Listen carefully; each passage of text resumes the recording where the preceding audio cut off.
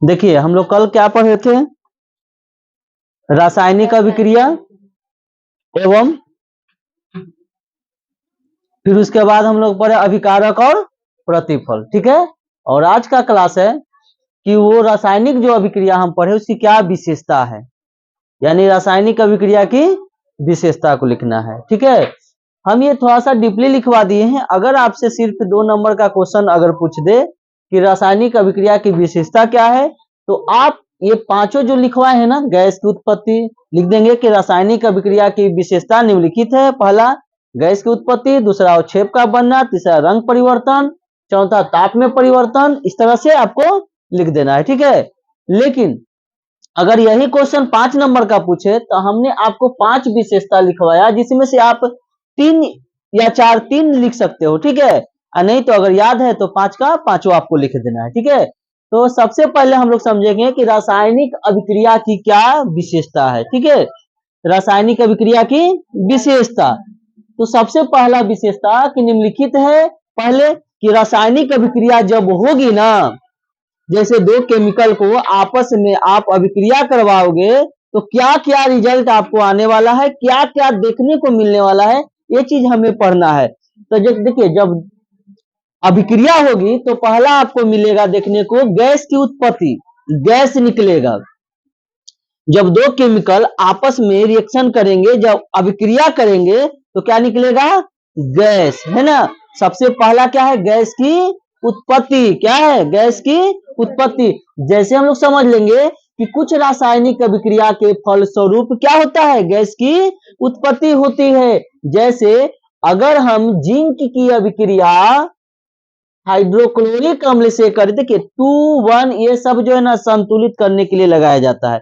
इसको ध्यान न देंगे, जब हम संतुलित रासायनिक समीकरण जब पढ़ेंगे ना और असंतुलित, तो वहां पर आपको पता चल जाएगा कि 2 हम कहाँ लगाएंगे, 3 कहाँ लगाएंगे। इसके नेक्स्ट वाला क्लास में वही हम लोगों को पढ़ना है। ठीक है, तो सबसे पहले जिंक की जब अभिक्रिया आप हाइड्रोक्लोरिक अम्ल से करवाओगे, HCl किसका फॉर्मूला होता है, हाइड्रोक्लोरिक अम्ल।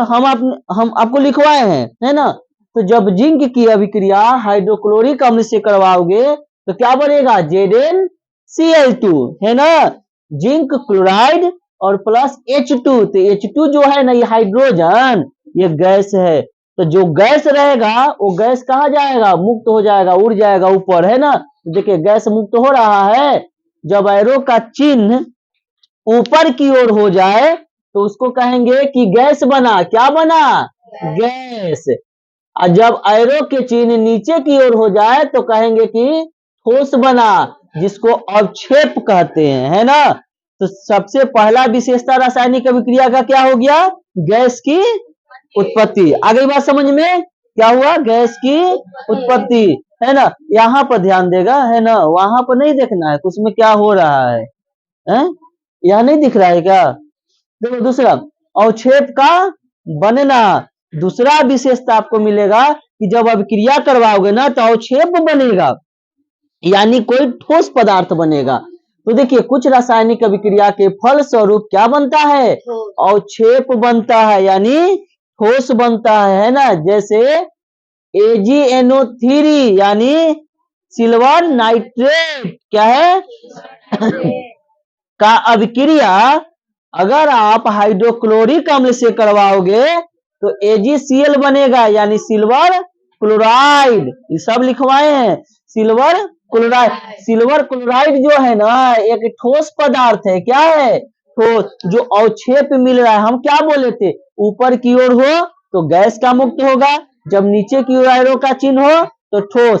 तो ये सिल्वर क्लोराइड बना जो कि क्या है, अवक्षेप है। यह क्या है, अवक्षेप यानी ठोस है। और प्लस हाइड्रोजन गैस इसमें भी देगा तो गैस में तीर चिन्ह ऊपर की ओर होगा, क्योंकि गैस उड़ जाएगा, है ना। अगला तीसरा है, आपको अभिक्रिया करवाओगे तो एगो मिलेगा देखने के लिए, ये क्या हम पढ़ा रहे हैं, 2 केमिकल को आपस में जब अभिक्रिया करवाओगे तो क्या क्या आपको मिलेगा रिजल्ट। पहला गैस बनेगा, दूसरा में अवक्षेप भी बन सकता है, तीसरा में कभी कभी ऐसा होता है कि रंग परिवर्तन हो जाता है, पदार्थ कुछ और रंग का है, जब अभिक्रिया करवाएंगे तो वह कुछ और रंग का हो जाएगा। जैसे कुछ रासायनिक अभिक्रियाओं में पदार्थ के जो रंग है ना उसमें क्या होता है, परिवर्तन होता है। जैसे पोटेशियम परमैंगनेट जो है KMnO4 के बैगनी रंग के विलयन में, देखिए पोटेशियम परमैंगनेट के बैगनी रंग के विलयन में अगर थोड़ा थोड़ा हम नींबू का रस निचोड़ेंगे ना, पोटेशियम परमैंगनेट कैसा रहता है, बैगनी रंग का, ठीक है। और उसमें हम नींबू का जब रस निचोड़ेंगे तो नींबू का रस है ना, अब पोटेशियम परमैंगनेट की अभिक्रिया होगी, दोनों दो पदार्थ अभिक्रिया किया तो अभिक्रिया होगी। अब विलयन का रंग जो है ना वो धीरे धीरे क्या होगा, गायब होने लगता है। तो आपको अगर ऐसे क्वेश्चन पूछे जाएंगे तो बताइए कि पोटेशियम परमैंगनेट में जब उसका विलयन जो है उसमें हम अगर नींबू का रस निचोड़ते हैं, यानी पोटेशियम परमैंगनेट के विलयन में नींबू का जब हम रस निचोड़ेंगे तो क्या होगा, तो क्या बोलेंगे, उसका रंग जो है वो धीरे धीरे गायब होने लगेगा, यानी वो रंगहीन होने लगेगा, उसका रंग धीरे धीरे खत्म होने लगेगा, ठीक है। कोई दिक्कत है, उसको रोक के रखना, सिर्फ ऐसे होगा ना तो रोक देना, ठीक है। फोर्थ नंबर में है कि हमने रंग का परिवर्तन पढ़ा अभिक्रिया के फलस्वरूप। अब क्या होगा कि जब हम रासायनिक अभिक्रिया करवाएंगे तो कभी कभी ताप में भी परिवर्तन हो जाएगा, यानी तापमान भी बढ़ेगा या घटेगा। तो कुछ रासायनिक अभिक्रिया के फलस्वरूप ताप में क्या होता है, परिवर्तन। जैसे कली चूना के एक ढेला ले लो, कली चूना जानते हो ना, तो कली चूना के एक ढेला ले लोगे और उसमें जब जल गिराओगे ना, मार्केट से कली चूना किन के लाओ, आता है ना पेंट पोचारा करने के लिए चूना, तो चूना के लाते हो, देखते हो जब पानी डालते हैं तो कितना गर्म होने लगता है, खौलने लगता है, उकरा में हाथ डाल दोगे ना तो हाथ भी जल जाएगा तुम्हारा, इतना गर्म हो जाता है। पेंट करने के लिए घर में आता होगा चूना, सब लोग देखा होगा, नाद में पापा डाल देते हैं, पानी डालते एकदम खौलने लगता है। तो क्या होता है, कली चूना लाए हो तो गर्म था कली चूना उस समय, पानी डालने से क्या होता है, कोई चीज ठंडा ना होता है जी, या गर्मे हो रहा है, उल्टा होता है ना। तो वो अभिक्रिया करता है जल से। तो क्या बोले, कभी कभी ऐसा होगा कि जब अभिक्रिया होगा ना तो ताप में परिवर्तन होता है। जैसे कली चूना आप ले लोगे और उसमें जल गिराओगे ना तो पर्याप्त मात्रा में उष्मा उत्पन्न होती है। उष्मा मतलब वाष्प, है ना, तापमान जब उष्मा उत्पन्न होना यानी वाष्प निकलना, कभी कभी गर्म होकर क्या होती है, उष्मा उत्पन्न होती है, जिससे अभिक्रिया मिश्रण का ताप क्या होता है, बढ़ जाता है। जिससे मिश्रण कैसे हो गया, ये कली चूना एक पानी का मिश्रण हो गया ना, दो पदार्थ मिल गया तो तापमान को क्या करेगा, वह बढ़ा देगा। आगे बात समझ में। रासायनिक अभिक्रिया के फलस्वरूप कितना विशेषता, 5। तो हमने अभी 4 पढ़ाया। पहला क्या, गैस की उत्पत्ति, दूसरा अवक्षेप का बनना, तीसरा रंग में परिवर्तन, पोटेशियम परमैंगनेट में जब हम क्या डालेंगे, नींबू का रस निचोड़ेंगे धीरे धीरे उसका रंग गायब होगा। चौथा ताप में परिवर्तन, जो कली चूना में हम जल डालेंगे तो धीरे धीरे क्या होगा, उष्मा उसमें तापमान बढ़ेगा। और अगला है अवस्था में परिवर्तन, कभी कभी उसका अवस्थे में परिवर्तन हो जाता है, यानी है कुछ और बदल के कुछ हो गया।